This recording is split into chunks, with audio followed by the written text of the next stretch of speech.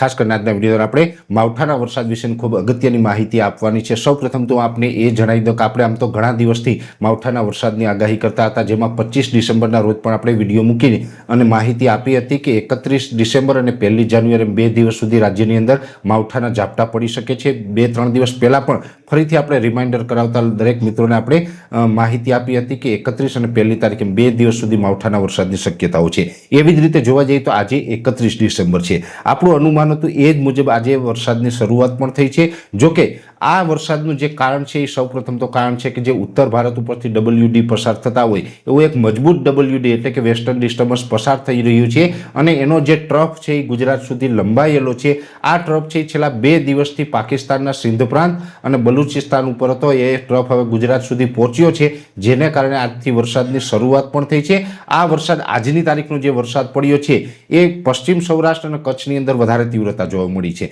જોકે ગઈકાલથી જે હવામાનમાં પલટો આવ્યો ને એમાં આજે 31 ડિસેમ્બરના રોજ ઓલ ઓવર ગુજરાતમાં પલટો પણ જોવા મળતો હશે, અનેક જગ્યાએ ઘાટા વાદળ પણ થયા હશે, માવઠું થવાનું હોય એવો માહોલ પણ જોવા મળ્યો હશે। પણ આપણું અનુમાન હતું એ મુજબ આજે 31 તારીખે કચ્છની અંદર સૌથી વધારે તીવ્રતા જોવા મળી છે। આપણે જે માહિતી આપી હતી એની અંદર પણ 2 દિવસ પહેલા આપણે જણાવ્યું હતું કે કચ્છ જિલ્લાની અંદર આની તીવ્રતા વધારે રહી શકે છે। એ જ મુજબ કચ્છ જિલ્લાની અંદર આજે તીવ્રતા સાથે માવઠાના વરસાદ અથવા તો મોટા ઝાપટા જોવા મળ્યા છે। એવી રીતે પશ્ચિમ સૌરાષ્ટ્રનું દ્વારકા, જામનગર, પોરબંદર સહિતના અનેક ભાગોની અંદર આજે માવઠાનો વરસાદ નોંધાયો છે અને આજે દિવસભર અલગ અલગ વિસ્તારમાં જે વરસાદ નોંધાયા એમાં આ કચ્છ અને જે પશ્ચિમ સૌરાષ્ટ્રના ભાગો છે એ બાદ કરતાં પણ અન્ય વિસ્તારોમાં પણ વરસાદ નોંધાયા, પણ ત્યાં છૂટાછવાયા અને હળવા વરસાદ નોંધાયા છે।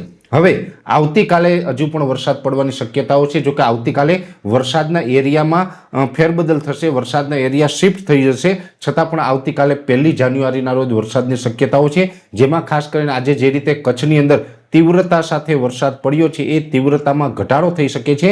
વરસાદની તીવ્રતા અને વરસાદના વિસ્તાર બંનેમાં ઘટાડો થશે, છતાં પણ કચ્છની અંદર છૂટાછવાયા ઝાપટાઓ છે આવતીકાલે 1 જાન્યુઆરીના રોજ પણ નોંધાઈ શકે છે।